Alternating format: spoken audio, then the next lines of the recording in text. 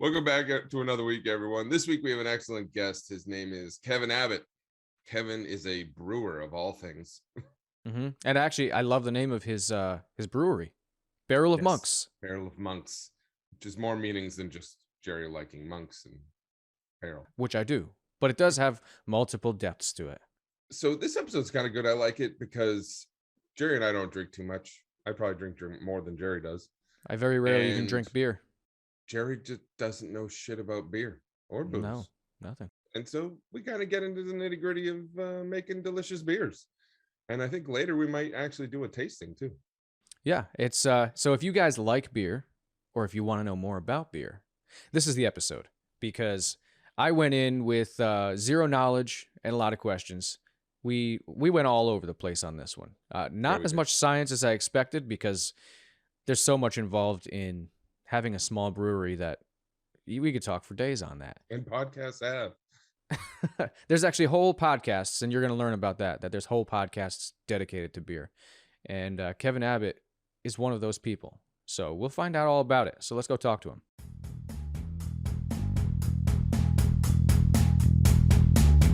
What is happening, you beautiful bastards?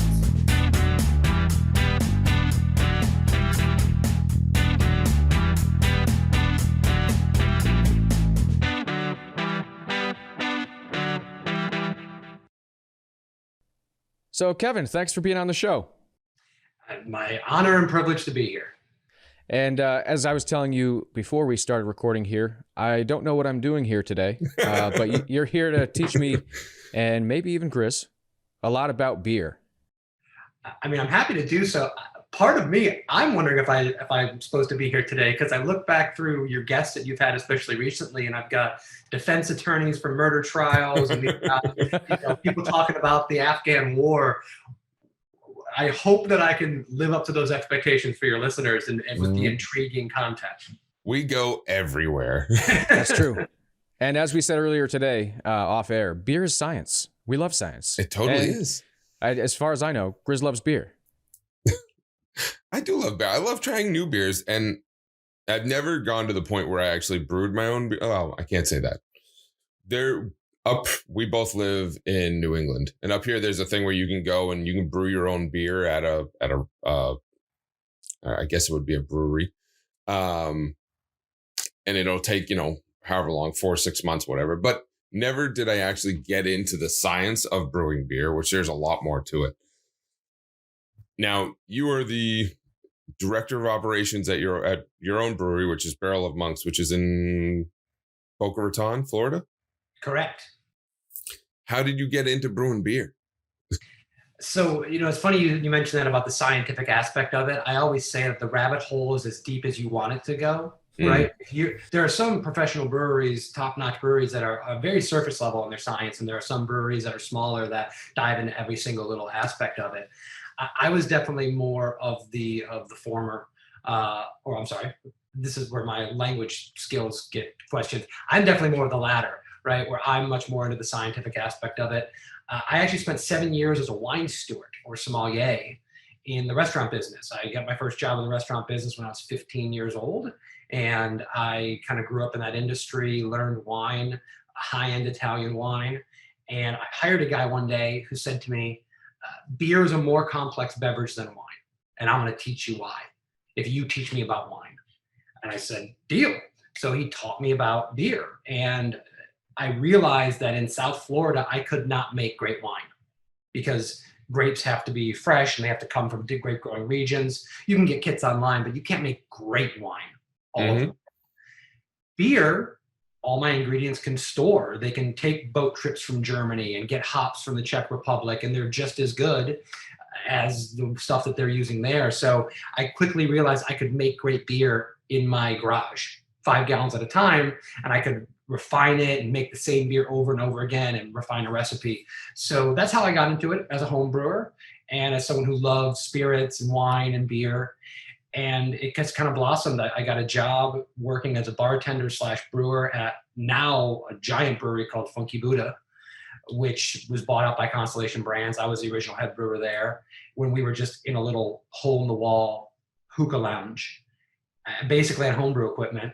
and learn my first all grain big batch of beer was a professional batch of beer. And all grain is just, using real grain instead of syrups and concentrates is what you use as a home brewer. And just kind of blossomed from there. I worked in the industry now for about 10 years. We opened Barrel of Monks about 7 years ago. And we specialize in Belgian style ales. I was the head brewer in the beginning and have moved on to more operational stuff now. Now, one of my favorite aspects of smaller beer companies is you guys all have really awesome names. And I actually really like Barrel of Monks. How'd you guys end up coming up with something like that? So we are a Belgian-inspired brewery. And everyone always asks the question, what the hell does that mean? In Belgium, traditionally, there's two things that are kind of special that stick out. One, Belgian yeast. There's 4 basic ingredients in a beer, right? There's water, there's yeast, there's hops, and there's malt. Now you can put raspberries in it and you can do all kinds of different stuff, but those are the 4 base ingredients of beer. Yeast, for the most part, traditionally in other areas of the world and the country, is pretty much there to turn sugar into alcohol. It's not a flavor ingredient of a beer. Belgian yeast, and that's changed over time, and there are other flavorful yeasts out there, but Belgian yeast gives off very particular flavors called phenols and esters, which are spicy characteristics and fruity characteristics. And we brew with that yeast. So our beer has a particular flavor to it. And also, in Belgium, traditionally, the Trappist monks brewed beer, right? So you have Chimay and West Fledgrin and all these classic brands have been around for hundreds of years. We're traditionally brewed by monks. So we are doing those style of classic beers. So we want to be kind of have a nod to that past and the history of the brewing. We had a couple other names that we were playing around with. One was Barefoot Monk. When we got a nice cease and desist from Gallo Wines for Barefoot Wines, they didn't want us. Yeah, I bet. So we settled on, listen, we're kids growing up playing Barrel of Monkeys. We thought it was tongue in cheek. We do have a barrel program where we have a lot of beer that ages in wine barrels and bourbon barrels and such. And we thought that it worked on multiple levels. Now, I will say this, naming your brewery Barrel of Monks we're happy with the name. We love who we are and our identity. But the amount of times I get called Barrel of Monkeys in a professional setting, I've actually been on a podcast before where they introduced me as Kevin Abbott from Barrel of Monkeys. And I said, well, he's not available right now, but I'm Kevin from Barrel of Monks and I can jump in here. But there's definitely confusion for a lot of people when they just kind of look at the name quickly. We've kind of run into that on our own end. Beautiful Bastards, as much as we love the name, doesn't work well in the professional environment. Now, is it just the yeast that made you decide to go with the Belgian? Some of the greatest beers in the world for years, when the craft beer scene has blown up in the United States. Oh, yeah. In the last 10 years. I mean, it really started in the late 90s with the microbrewery movement. But for years and years and years, the number one beer in the world was West Fledgrin 12. It's a quad made only and produced only in Belgium by these monks.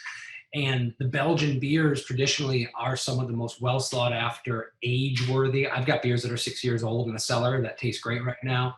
So I think making a great style of beer and a classic style of beer was always interesting to us.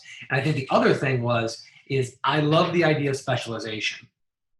If I want good Thai food, I don't go to the Cheesecake Factory. Not because they don't have decent food, but if I want Thai food, I want to go to a Thai restaurant, right? So I've always loved the idea of really trying to do something really well. And we do IPAs and we do some more Americanized style beers, but we hang our hat on something that we've become, we think, great at. And I love that aspect. Now, you bring up IPAs. IPAs seem to have blown up the craft beer industry. To me, I'm not a big IPA guy, but it seems like just there are so many of them out there. And I don't know. Is it just that they're only doing IPAs because that's what's selling? Because to me, I'm always interested in finding a new beer that's tried something new that is still delicious and I want to try it. But it seems like some of them aren't getting too creative other than staying within the IPA realm.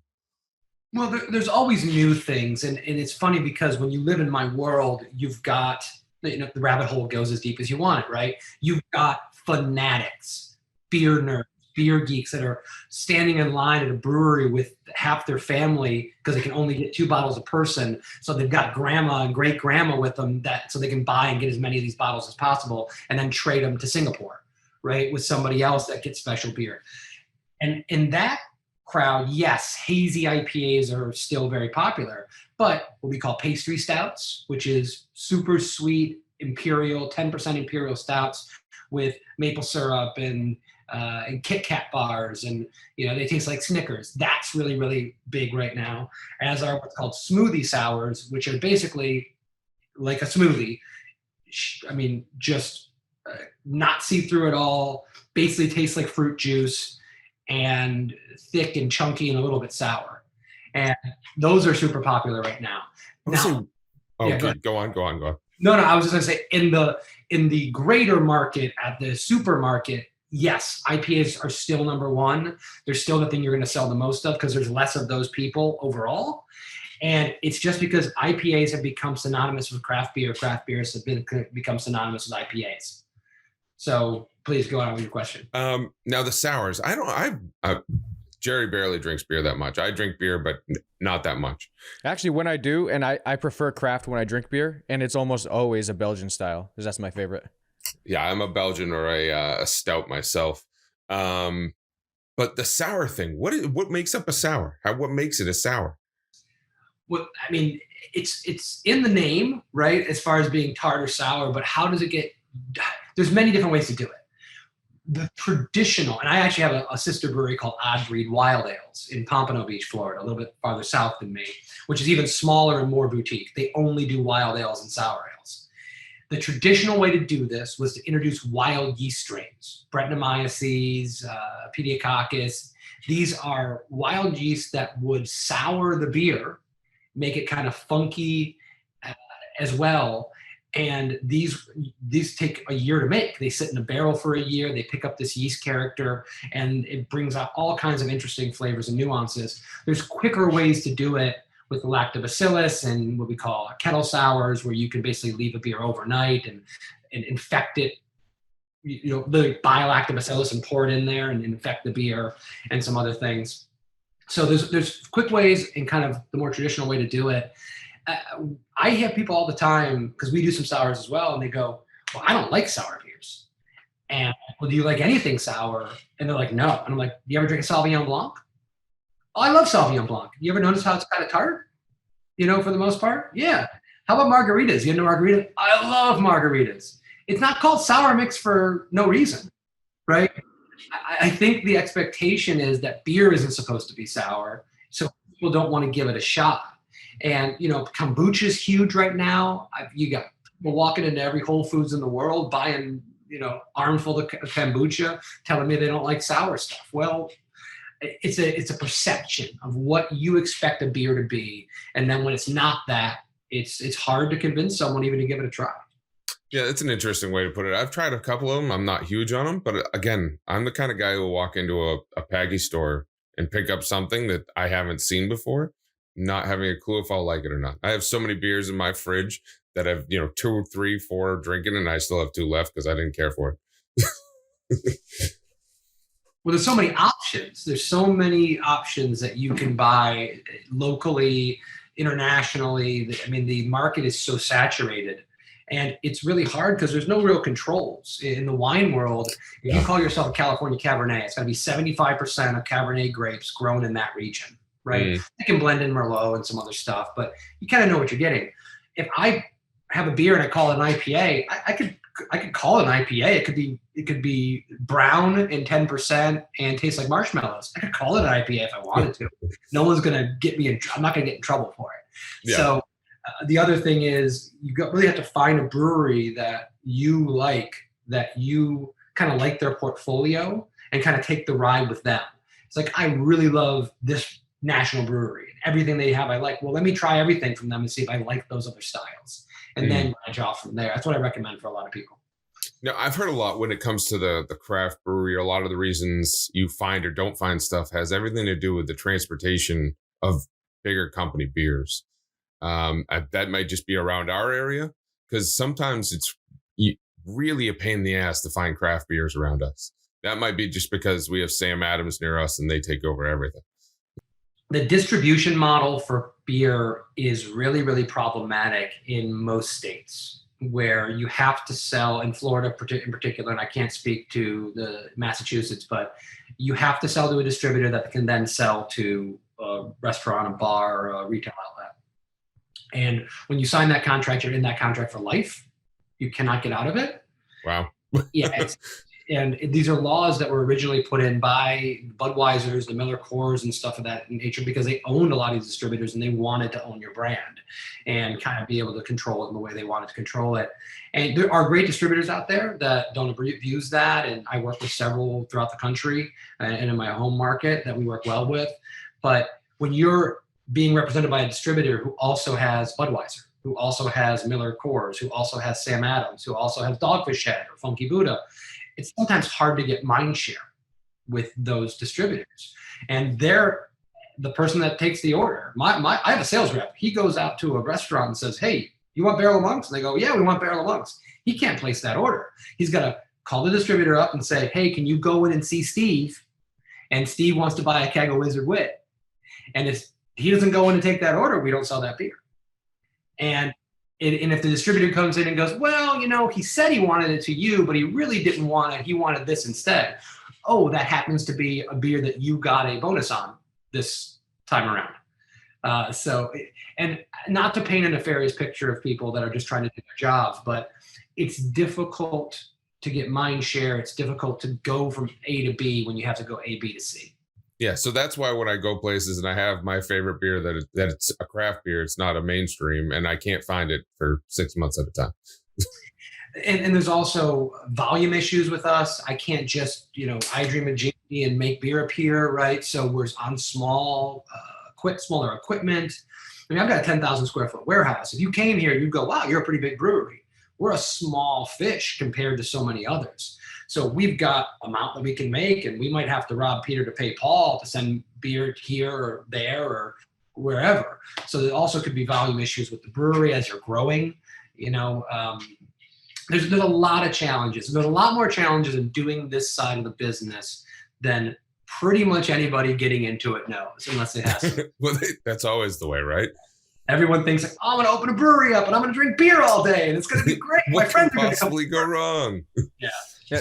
When you found these distribution issues, did you find that it kind of translated over to the market as a whole? Because there's so many craft brewers, it seems like it would just be really saturated. Is that something that's hard to get into and start making a name for yourself with how many there are? It's really, really difficult. And when I got into this business in South Florida, I come from Michigan originally. And the craft beer scene was already kind of popping off when I left in like 2002. Not a lot of breweries, but enough. Yeah, it was starting. Yeah, and the public was very much like, oh, this is my local brewery in Kalamazoo. I'm going to drink their beer, right? Or in Grand Rapids or what have you. So I was expecting it to be a little more involved when I got into it around 2008, but it was a wasteland. There wasn't a lot of options. So we kind of all knew each other and we were all really good friends and we go out drinking with each other. We go to festivals and spend time together. And because of that, we built a very close network. We all kind of supported each other. A rising tide raises all boats kind of deal.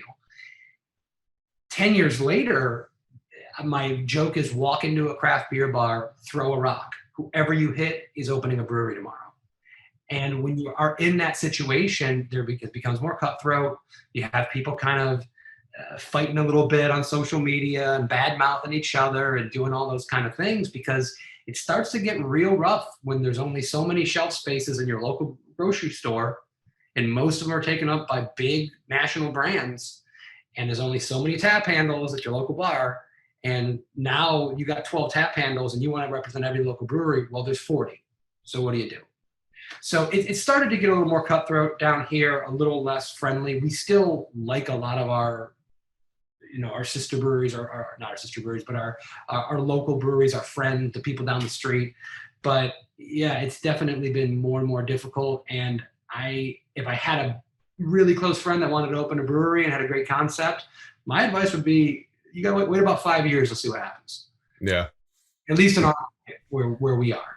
That was kind of the impression I got, everywhere. because there's so many options. No matter where I go, I travel a lot, and every single place I stop and if I want to get a craft beer, it's not the same. So my first thought when you're talking about the business is there's no room for anybody else. So that was what kind of prompted that question. I do have a science question though. It's based on an experience I had. I told Grizz about earlier. But I'll ask you the question first. I don't know how much science this is. This is physics. Definitely science. Well, physics is science. So is brewing beer anything like brewing meth in terms of if you mess up, you have a bomb on your hands? I don't think so. I've never exploded anything. I cannot think of any volatile ingredients. Now we do have alcohol, but the level of alcohol we're talking about as far as the high end 15, 16% really isn't going to light anything on fire and burn down the brewery. The one great thing about beer is you hear bad beer from people. This is a bad beer. It turned sour. It turned funky. You hear the old commercials from the 80s and 90s, bitter beer face, if the beer turned bitter and undrinkable. There's not a lot in beer that can ever make you sick. There's not a lot in beer that can ever really harm you in any way, shape, or form, just because of the ingredients that we use. So thankfully, we've never had any real problems with anything like that. And I can't think of how I would even manufacture it if I tried. I got to imagine the only issue might be pressure. Pressure can become an issue. Oh, how about this? Listen, you're talking about like what the beer does, like the liquid itself. There's a lot of stuff in a brewery that can kill you. Yeah. Okay, there's a lot of stuff there. CO2 saturation. There are stories, heartbreaking stories of people going inside of fermentation vessels before they've purged out the CO2 correctly, and they asphyxiate. There's that English language again, because there's no oxygen, right? Yep. And they don't realize confined that. Space. Yeah, there are people that have walked on grain in silos, in their grain silos, and they shifted and went down inside the grain and asphyxiated because they couldn't I've heard get that out. one too. Yeah. So there's a lot of things that can be dangerous inside of a brewery with no doubt. The pressure on a tank could explode a tank or implode a tank during certain kind of cleaning procedures. We actually had a situation here many years ago with a couple guys who were my brewers at the time. I mean, great guys, but they dropped the tank. And we're talking about a tank that's 25 feet high and weighs, I don't know, a ton or so. And they were trying to move a tank around that we just bought, and they put it down a little bit too quick, and it started to wobble, and it wobbled and hit our brew house. And one of the guys who was trying to brace this thing, barely got out of the way. So yeah, you want to talk about those kind of stories? Those definitely can happen. Yeah, there's definitely plenty of that. There's no doubt about that. Yeah. Well, what brought this up, I figured I'll share the story, Grizz. Why I was wondering if this was explosive. So this is a number of years ago. I used to drive a service vehicle. So I'd go around place to place, and I met this guy who brewed his own beer. So this was right when craft beers were starting to really pick up. And he gave me 2 bottles. I don't remember what they were anymore, but I was looking forward to trying them. Well, I had gone home and I forgot about getting the beers, and they were sitting in my cup holders, and it was a Ford service van. And I went inside, went about my business, came out the next morning, and I had actually forgotten to roll my window up as well. As you can see, it was an eventful day. I forgot to do everything. But I opened the door, seeing that my window was open and there was glass everywhere. And my first thought was, oh, somebody broke in. I wonder if anything's missing. And then I got hit in the face with the smell. I was like, oh, shit. That beer is now everywhere in my truck. It was shot up onto the dashboard everywhere. It took me forever to get all the glass and beer out of there. So that's why I was wondering. It was like, is it explosive? Did this guy do something wrong? Or I don't even know why it blew up. To me, and that question is, was it cold enough for it to freeze?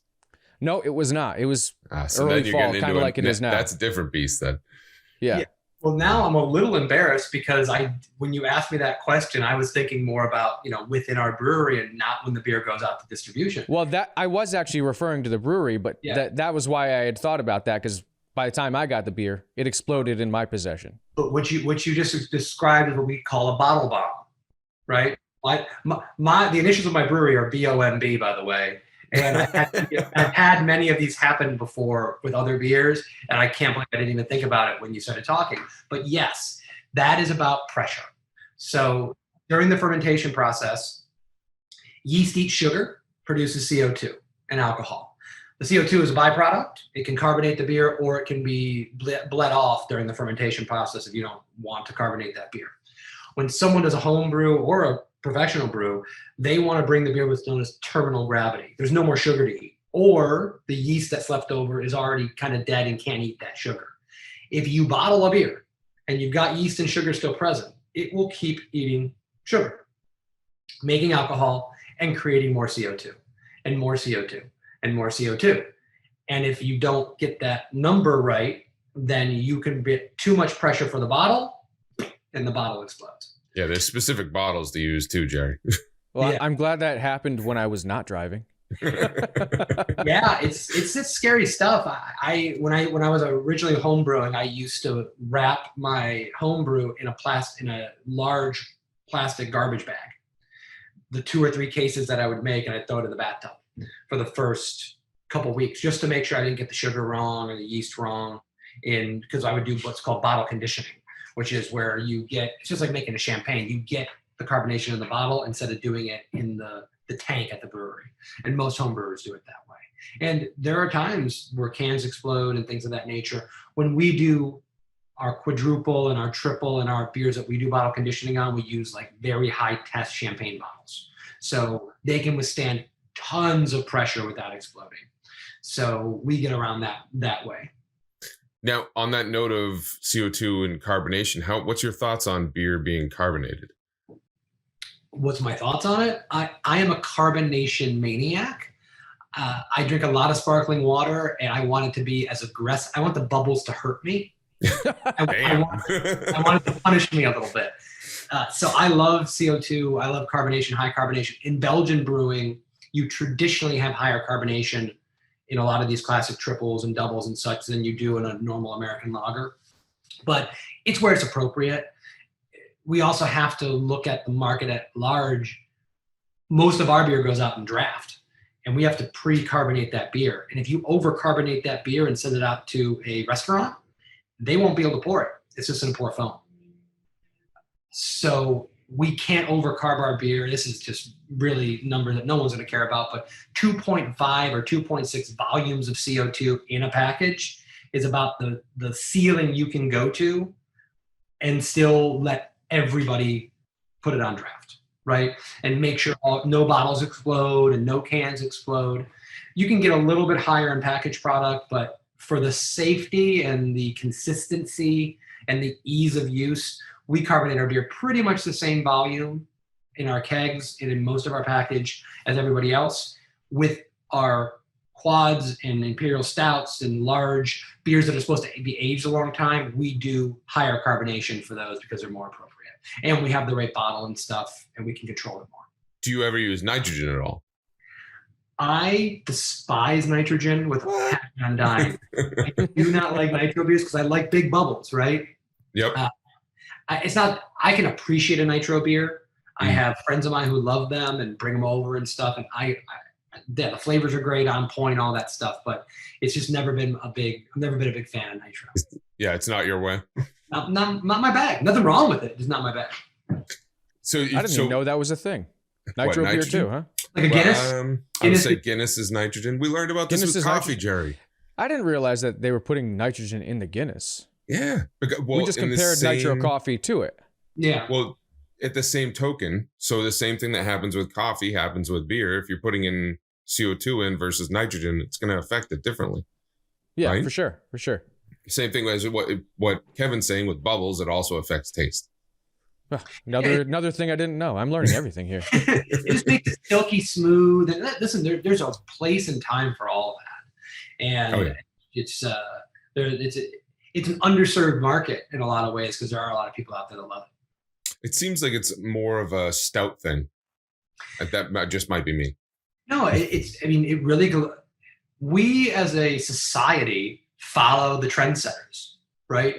When I was in the wine business, I would pour them a Pinot Grigio, a really, really good Pinot Grigio from like Alto Adige in northeastern Italy, right? Where they grow great Pinot Grigio. And it was plump and rich and really, really flavorful. Because Pinot Grigio is like a red grape. It's not white. It can be really, really it can be a really complex, great wine. But everyone got Santa Margarita 60 years ago in this country, and it tastes like lemon water. It's just acidic and light.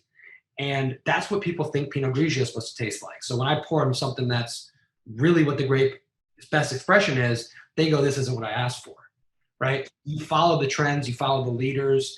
If the only beer that anyone knows of on nitro is a stout, well, then when I make my stout, I'll put it on nitro, but I wouldn't put my blonde ale on nitro. Blondes can be great on nitro. There's tons of other beers that would work really well with that, but then you've got to educate a customer base that this is the thing. And it's really hard. If you want to do it person to person in your tap room, do it all day.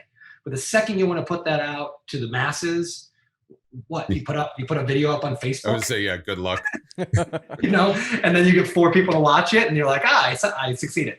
Now, do you find with the craft beer boom that your consumers are more educated, or are we just a bunch of dumb monkeys? Not to pun on your non-name. People are getting smarter about it. There's no doubt about it. I had a girlfriend years ago said the most brilliant thing I've ever heard anyone say. People like to think they know things. And it just applies so well in this, is that people will get a kernel of knowledge and they just know that for the rest of their lives. Mm-hmm. And I cannot convince them otherwise. Canned beer tastes different than bottled beer. Cans are worse than bottled beer. There used to be, 30, 40 years ago, there was a metally kind of taste from a can. Since then, they have can liners. It is indistinguishable from a bottled beer. In fact, it's a better closure for beer. You can't light, even brown glass bottles will let in a little bit of UV light.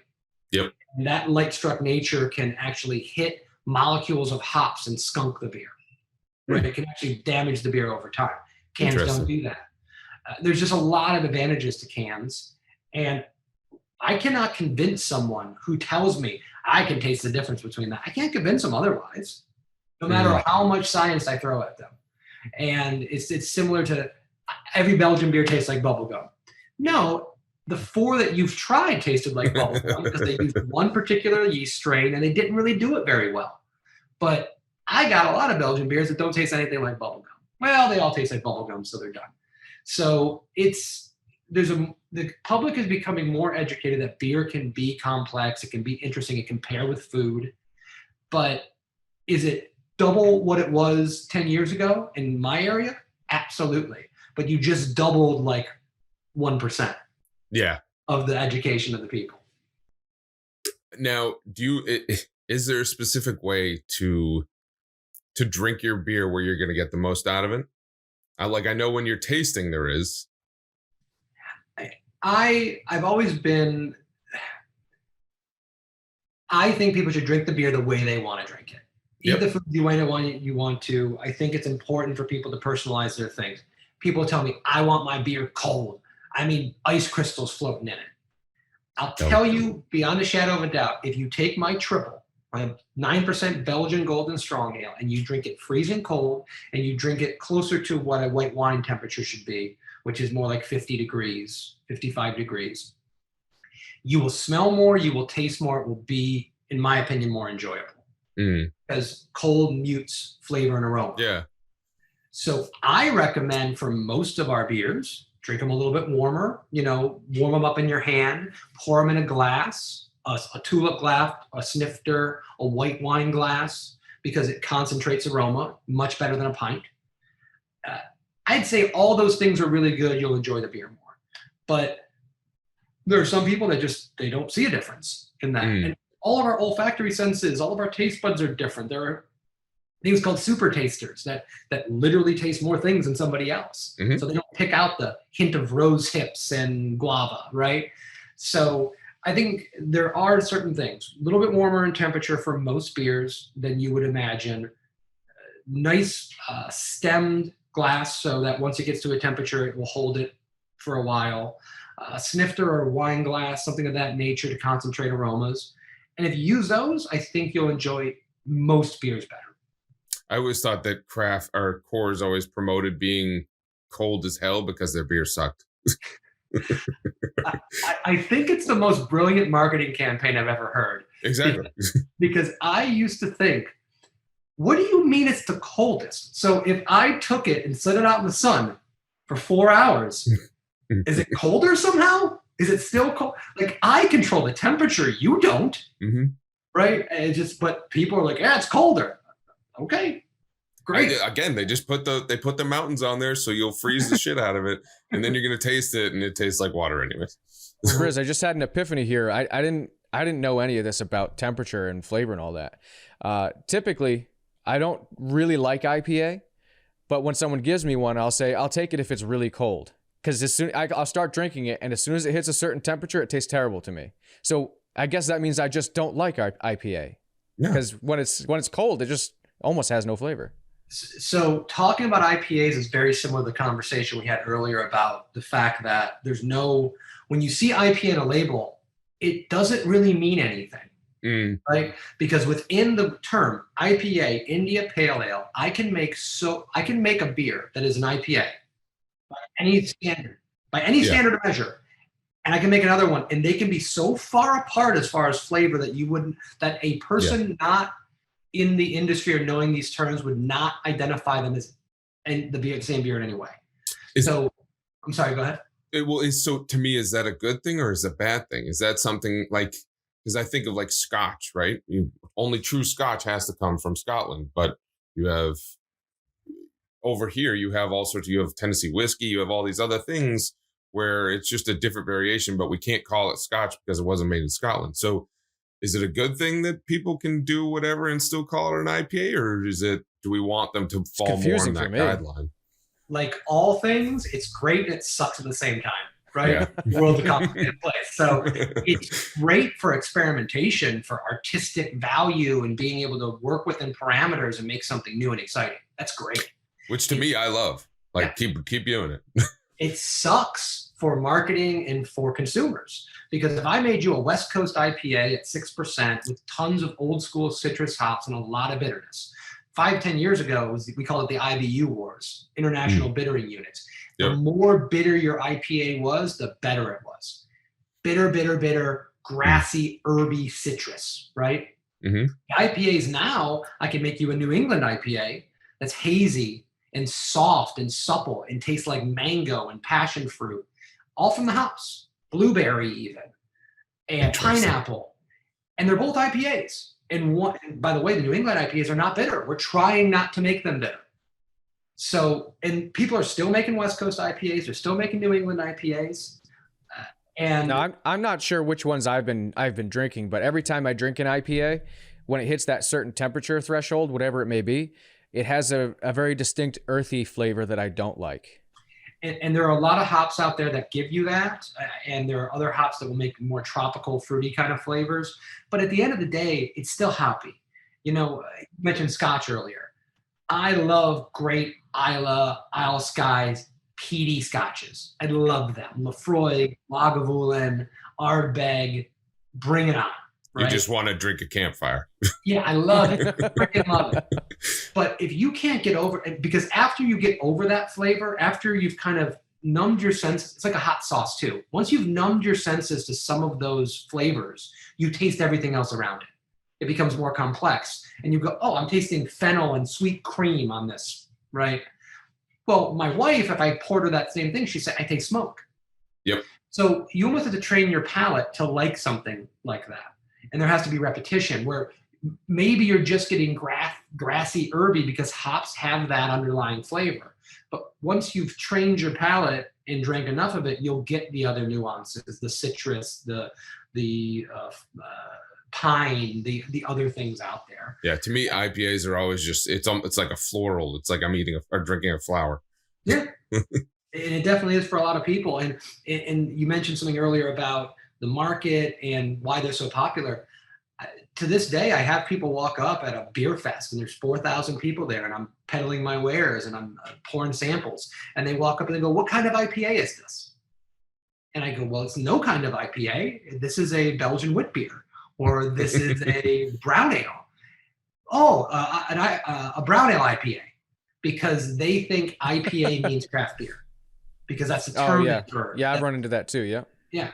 So we also have that that kind of. I had a guy once. I was doing a tasting at a local like big box wine retailer called Total Wine and More, and this guy was kind of taunting me because I was handing out samples and he had no interest in it. He was going to go get, Natural Light or whatever it was. And I was like, hey man, I'm not gonna force you to drink it. I just asked you if you want to try it. And as he's walking out, he's got his Natural Light in his hand. He goes, "This is my IPA." It's like, yes, sir, it is. Yep, you keep on rolling. I really hope you enjoy that one.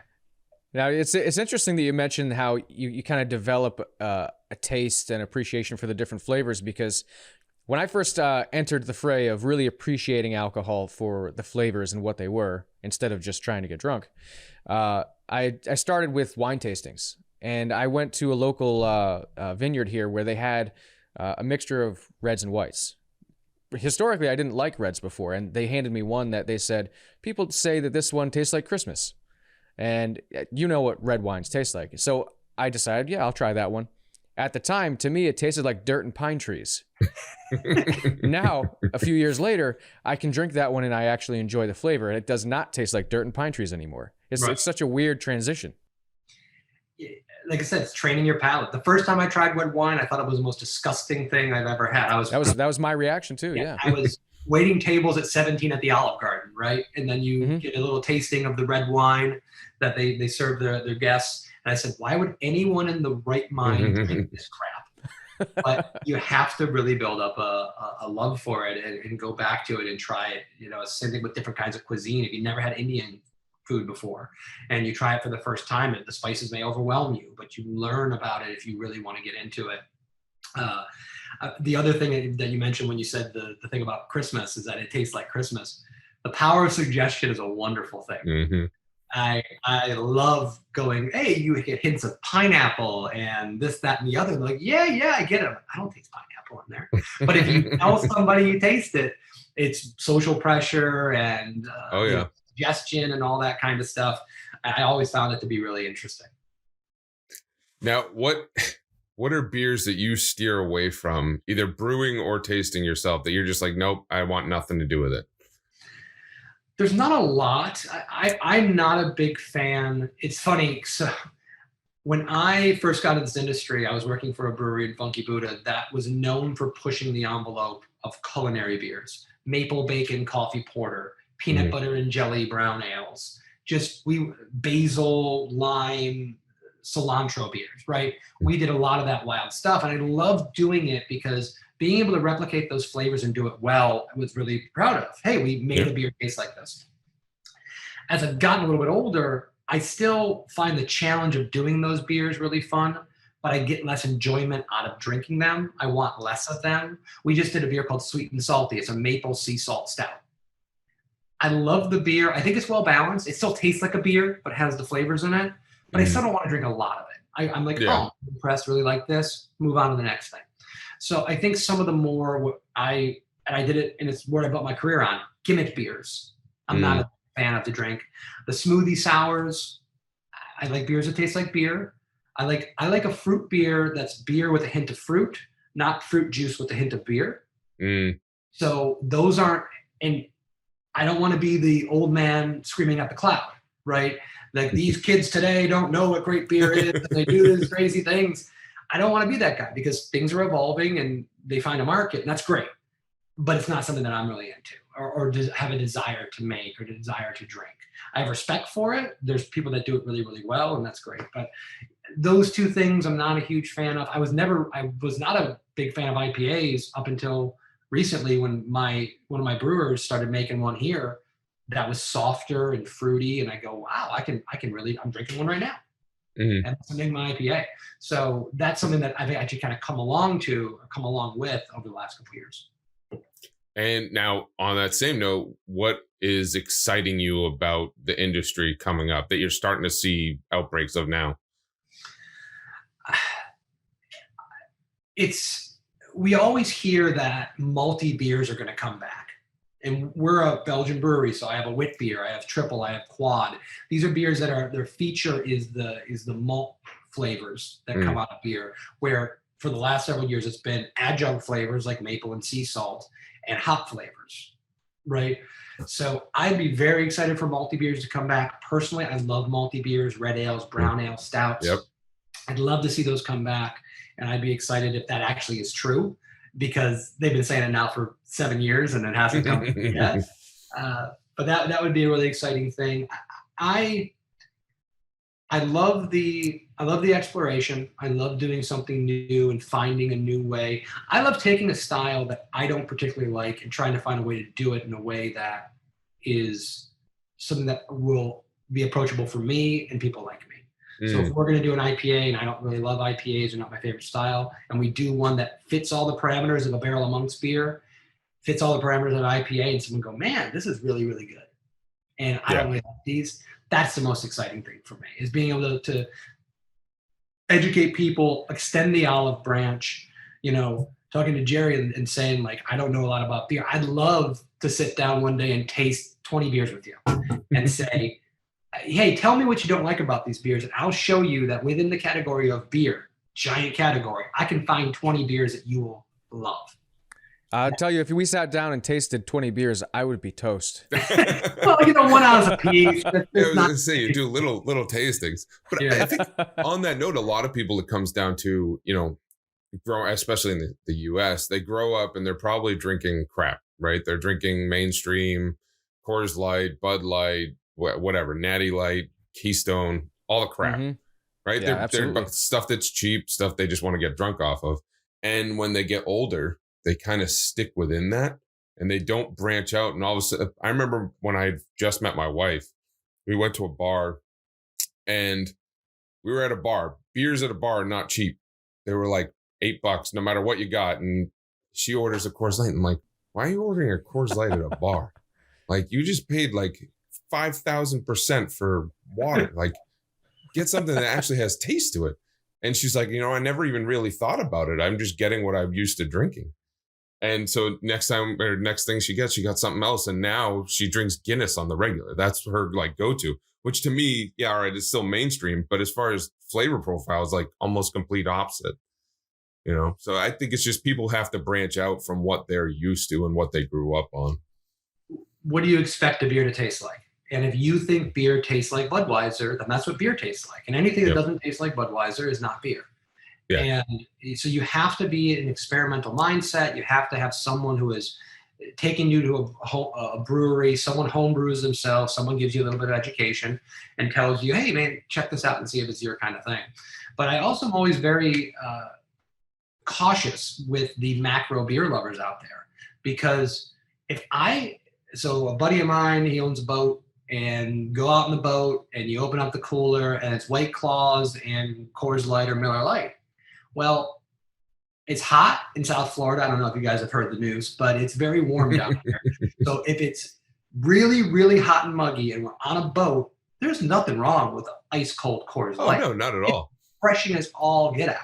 So there's a time and a place for all this. Yep. If I am coming home from a long day of work and I don't want to and maybe I've had a beer or two and I don't want to cook, Wendy's looks really, really good. I don't think Wendy's makes the best burger in the world, right? I'd rather have a truffle artisanal burger with candied bacon and all that stuff. Yeah, it's what you're in the mood for. At a certain time, it's the best burger I could even imagine. And there are times when you're mowing the lawn or out on a boat and the best beer you want would be a Coors Light.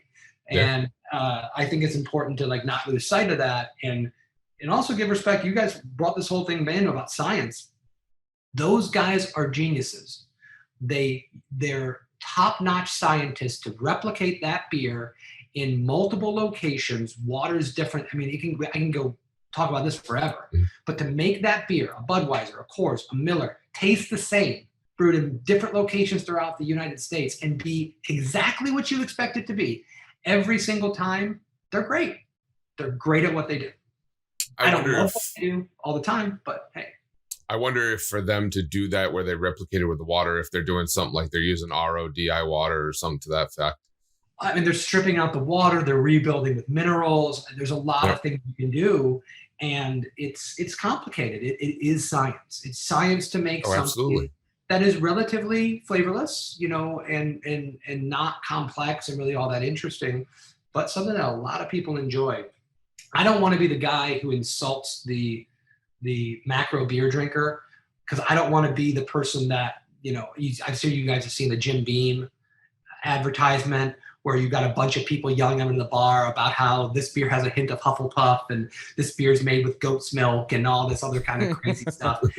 They're going after us because they see that the market is heading in the craft beer direction, and they're losing market share, and they're trying to make it seem like this is such esoteric bullshit.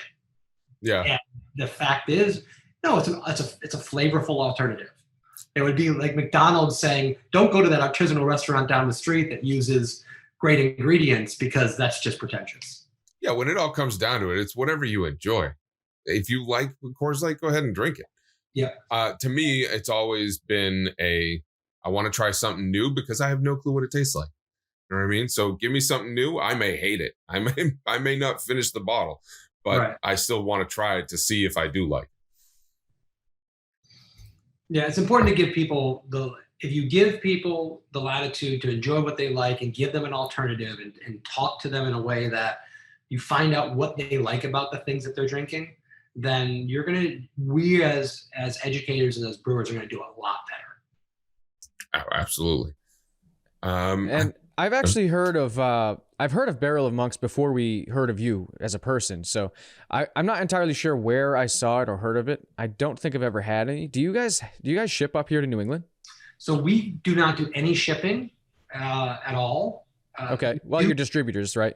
Yeah, we have distributors. So right now, I mean, I'm not looking at a map right now, and it's been a long time since fourth grade geography, but I've got beer up in Vermont. I've got beer in Pennsylvania, in the Philadelphia area. I've got some beer in Maryland and Delaware. So those are the only northeastern kind of states that I'm distributing to. And it's small amounts. It's not going to be in every store. It'll be in a craft artisanal store, craft beer bar, and not even regularly. You'd find it sporadically as they. Yeah, it's going to be a seasonal thing or something.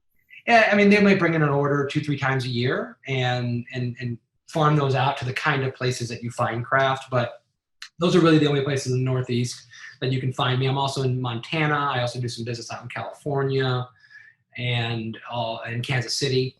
Well, I go to Vermont a lot. That's probably where I saw it. How can I get my hands on some here in Connecticut? Because I would love to try, I don't know, whatever you suggest. So funny you say that. Connecticut is actually a state that I've been talking with a distributor about, and we're actually going to be hopefully reopening those conversations in the next month or so. So there's a possibility that some craft beer will be available up in that area in 3-4 months. We'll see. It's not a guarantee by any stretch of the imagination, but now is that so? On that line, is that something where it's you have to push the distributor to get it up here, or if they have to ask for it? How does that happen? Sometimes it's either one. So one of my breweries, the Odd Breed Wild Ales, so boutique and so well reviewed on Untapped and things that I have distributors call me and go, how can I get this beer? Because beer nerds are asking for it. They really want to try it. So we've had that. We've also been, hey, we really want to be in this market. So I'm going to do my research and contact a distributor and say, hey, do you want to represent me? And there are big distributors, small distributors, and everything in between. And good distributors don't want to just take on everything. They want to build a portfolio where they can represent all their brands well, and they can put them in the right places. So there's been distributors that we opened up conversations with in the Carolinas, for instance, that they just didn't think it fit. Our beers did not fit in their portfolio at that time. And they didn't say the beer wasn't good. They just said, we don't think we can do a lot with this right now. Well, yeah, it depends on what that region likes, right? If they're not into your kind of beer, it's not worth your time or theirs.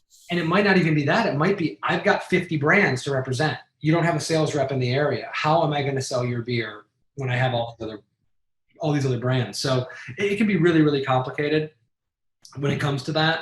And we're always looking for a little bit of growth and dropping a little bit of beer in some other places that are heavy craft beer places where there's a lot of people that appreciate our styles. And in the Northeast, there's a lot of people that appreciate Belgian beer. There's a lot of people that appreciate Saisons and Wild Ales. So we're trying to do more and more up there, but we're also, we can't let our market suffer. We have to make sure we can make enough beer to supply my grocery store chains down here and supply my bars and restaurants, because if that beer starts to dry up, first of all, I make less money when I have to ship the beer across the country.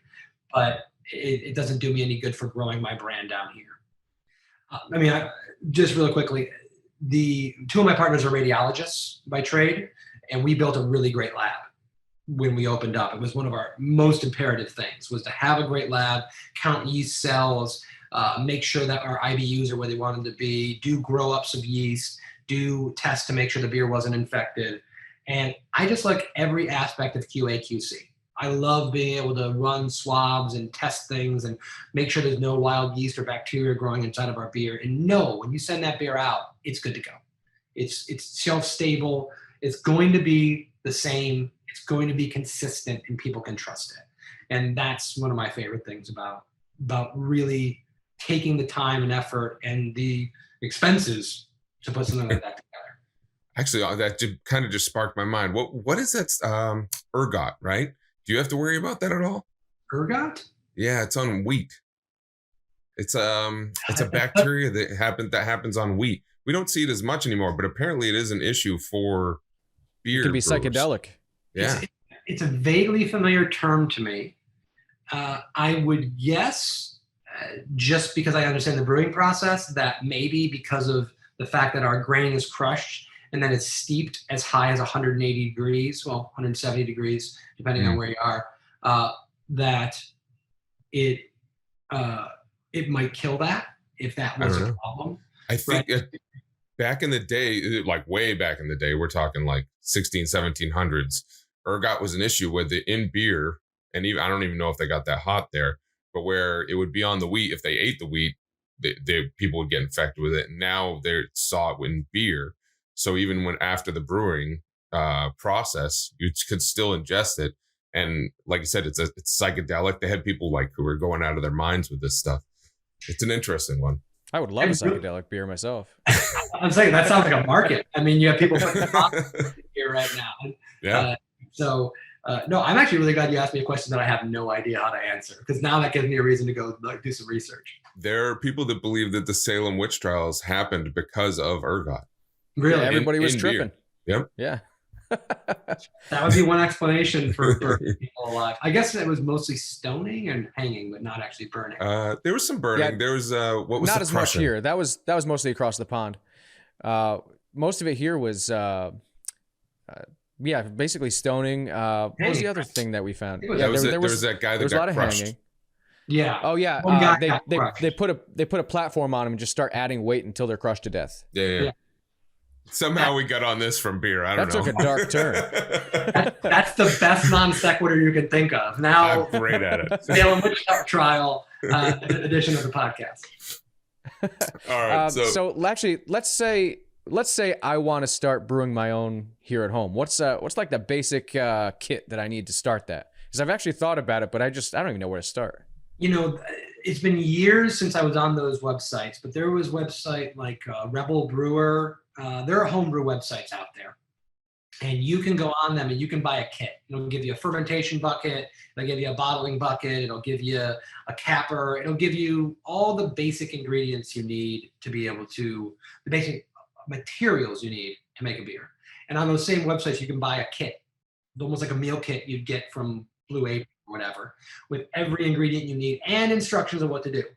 And you can make a beer, and you can make some really good beers that way. These are recipes that have been tested and repeated over and over again. And if you follow, it's just like cooking, you follow the instructions, it's going to come out good. The one thing I would say is I recommend anyone getting into home brewing, buy a 5-gallon turkey fryer.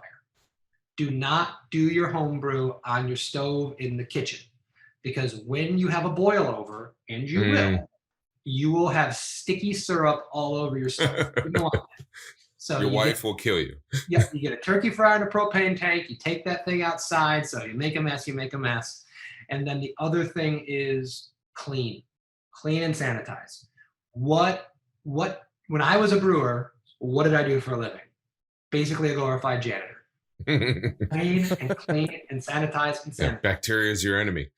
Bacteria is your enemy. If you are clean and sanitary, you buy a kit from a respectable company, and you've got all the materials, you can make a kick-ass stout at home.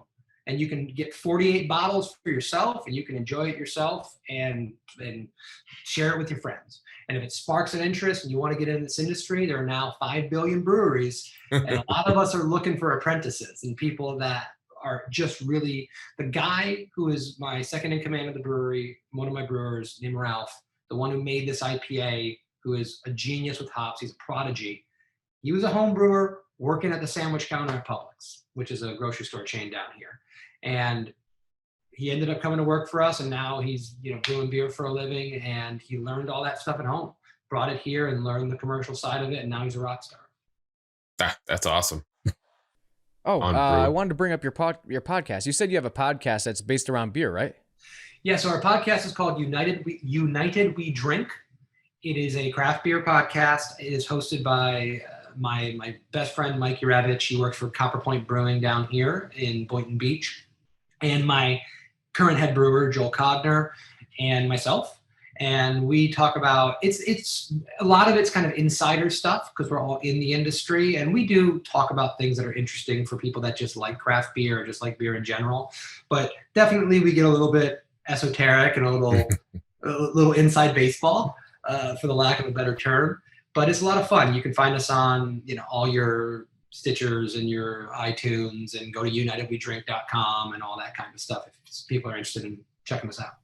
You guys get into the science on that show, or is it more like the business side and stuff that we wouldn't even think about out here? It's kind of like your show in the fact that we try to cover a topic in an episode. So for instance, 2 episodes ago, it's released every 2 weeks. It's not a weekly podcast. Every 2 weeks, when we recently got, our distributor sold us to another distributor, Barrel Monks. And it shook up the whole industry because it wasn't just our portfolio, it was 50 portfolios. And we talked about the distribution model and what it feels like to be sold and what that all entails. And then the next episode, the one I could not be on because I had technical difficulties, they were talking about brewery horror stories, crazy things that happened in a brewery that you wouldn't imagine, and fun things. So we'll get into science, we'll get into distribution, we'll get into marketing, we'll get into styles of beer. It just kind of depends on, we'll have guests on from different areas of the industry and stuff like that.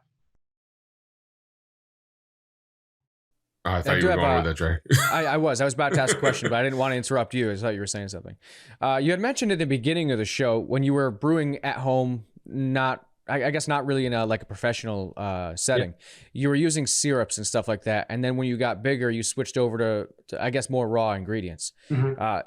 Is that a requirement, or because I don't really like using things like syrups and artificial stuff. Can I use like the real stuff here at home if I start brewing?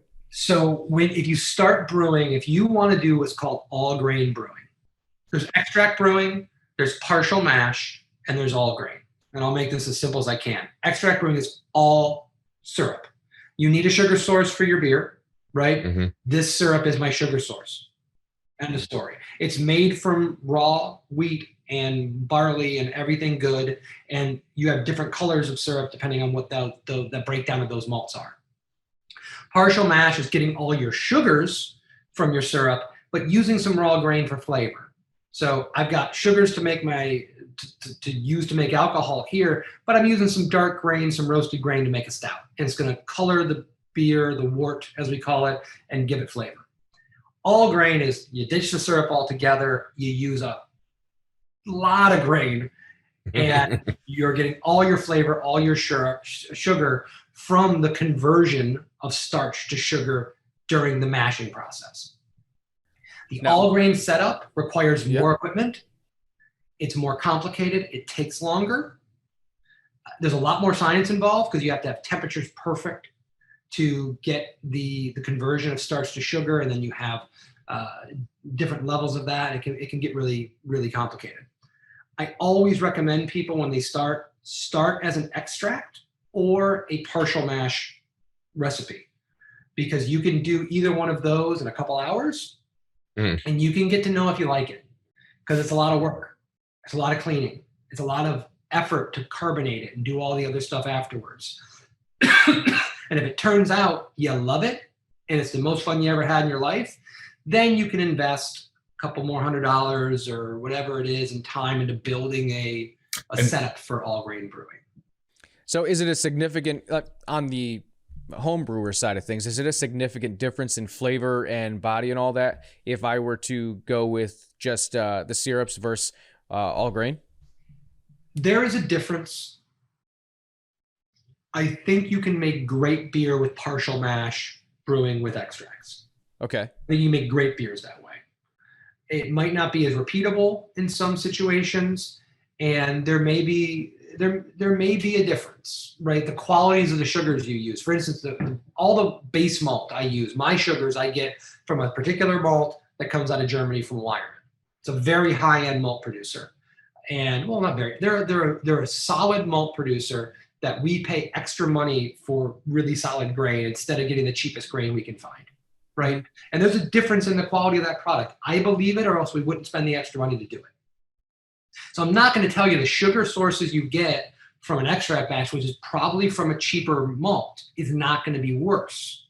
But I am going to tell you that I don't know that everyone can taste the difference. Just like we're talking about scotches and red wines and all that kind of stuff. I don't know that everybody can taste the difference on that. Technically, 6-row malt that you make for an American lager is a worse quality grain than American 2-row malt. But they still make quality beer out of it. So there's an ability to make good beer, and it really does give you an idea of, what your interest in this whole thing is going to be. Yeah, I don't know if I would taste the difference myself because I've never tasted one versus the other. I can't call myself a beer nerd, but I have definitely kind of evolved into a little bit of a beer snob. Like I don't even drink the big name brands anymore because if I'm going to drink a beer, it's going to taste good to me. Right. I stopped drinking for a number of years because it was just before craft really blew up, and I just didn't like them. I used to drink because obviously I wanted to get drunk because I was younger. But when that was no longer my goal, I just didn't like it anymore. Until one day, one of my buddies was drinking a craft beer. He's like, "You should try it." So I tasted it. I was like, "This is not beer. This is good." We get that a lot. You try your first Belgian beer as a drinker of, I grew up in Michigan, so it was Stroh's, right? So we always had Stroh's at every party. And you have a Stroh's, and then you have Nostradamus, which is a Belgian dark strong ale. And you go, these are so far apart as far as flavor that they could, there's no way they're in the same category. This should not be called beer. It should be called something else. But the best thing about that is, and when I get to tell everybody, probably relatively smugly, is that beer, the craft style beer, existed before the macro beer in the United States. That Belgian dark strong ale, that Belgian wit or German wit Hefeweizen, those existed before macro light quaffable lagers. So if one's the real beer, it's the stuff that we drink. Yeah, because didn't all the macro beers start in like early 1900s? It was really Prohibition that made it so that all the craft breweries and don't get me wrong, what we have now are more flavorful and it's evolved more. The stout or the wheat beer that may have been made 300 years ago is probably not the same as it is now. But yeah, it was Prohibition. It was killing the brewing industry. And then it was, we don't have any money. We want to get this thing up and running again. We got to make this something cheap. And people aren't going to care anymore. They just want something with alcohol in it. It's literally the college mentality, right? The whole country had a college mentality. We're just trying to get drunk. So just give us anything that you can give us. And that's what birthed the entire macro beer movement and the kind of beers that were being made. And now is the staple. And it's what's available becomes a norm. Yeah. Once I got out of that whole college drinking phase, I just ditched the corporate beers. They're just, like you say, they have their place. Like if it's really hot out, I'll still drink a Coors Light because it's pretty much water with a little bit of flavor in it. I like lemon water like everybody else. Well, guys, I really appreciate you having me on and talking about this stuff. It's a joy for me to do. Yeah, thanks for joining us, man. It's been an awesome conversation. Absolutely. The science of brewing there, because there's so much more than what we went over today, can be fascinating. Absolutely fascinating. And just little tweaks like you were saying, temperatures, when you add things, if you don't add things, it changes everything within it. Yeah, the temperature, the timing, everything. It's an exact science. And I know we didn't get too deep into the science this time, but there's just so much to this industry to talk about that we can go for days. That's why they have an actual podcast based on it. There's many podcasts about it. And actually, for listeners, one of the cool things that I've done with my buddies, and I don't know if it's an available thing everywhere, if you don't want to go buy the whole brewing kit and brew it in your house, because that can be nasty. It can be messy. And also you have to have a place to do it and whatever. But around us, there are places you can go where you pay like, I want to say it's like $140. It's probably more now, but for 6 of us, we split it. And you go in, you spend a couple hours. The hardest part for us was picking out the damn recipe. You know, you look through their recipe book, pick their recipe. It tells you exactly how to do it. They have all the ingredients there. And you spend 2 hours making a beer with your buddies. And they have a fridge there, right? And and again, not all of them are like this. While you're there, you can be drinking other people's beers. But the rule is, however many you take out, you have to replenish out of what you made. So you get to try all these different types of beers and stuff. Dude, it was a great time. Actually, Grizz, you owe me that sort of date because you've been telling me you're going to take me for ages. Dude, listen, I love it. I'll go make beer. Let's bring the whole production team. All right, fine. It's both of us. Well, actually, Liam does a lot of work now too, so that's true. We'll just make a thing of it. We'll figure it out and let you guys know how it goes. Thank you again for listening to Beautiful Bastards. New episodes every Monday. Remember to like and subscribe. Fat, drunk, and stupid is no way to go through life.